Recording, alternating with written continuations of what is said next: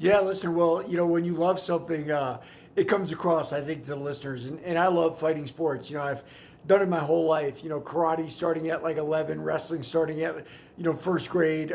So, yeah, and I love how it's evolved to where everyone loves it. When I was fighting kickboxing, people thought of me as like this weirdo fighting. But look, we're in a good spot now, the golden era.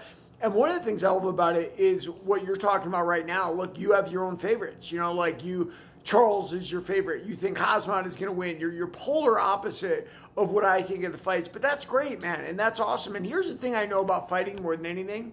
Guess what? We don't know what's going to happen till the day of the fight. That's why, as I've learned more and more about fighting, you realize you can't pick. By the way, do you know that's why in Wall Street they like their traders to be like 20 years old? Why? Because 20 years olds think they know something. Like, oh yeah, this is what's going to happen.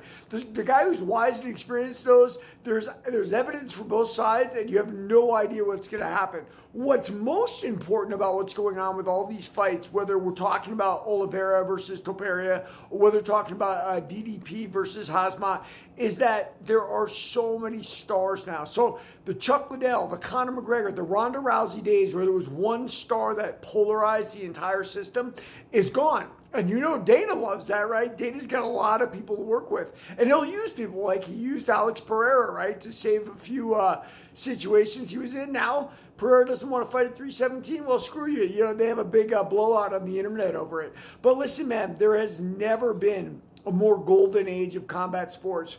We always like to look to the past and glorify it.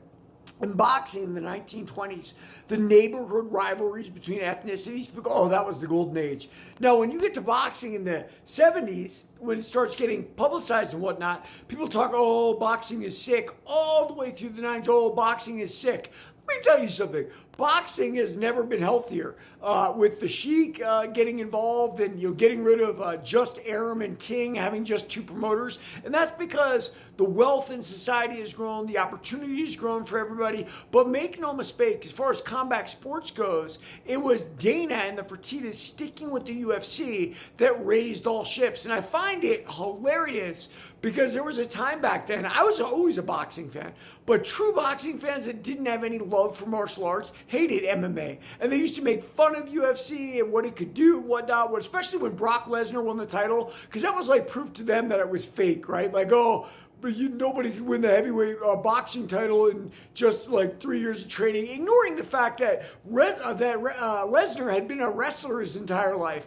But yeah, man, these times are really exciting. I mean, it's cool that you've got the opposite picks of me. And again, we'll see, because nobody knows until the day of, listener. If you know something, you know that you don't know. Everybody, read my book, Warrior of the Light.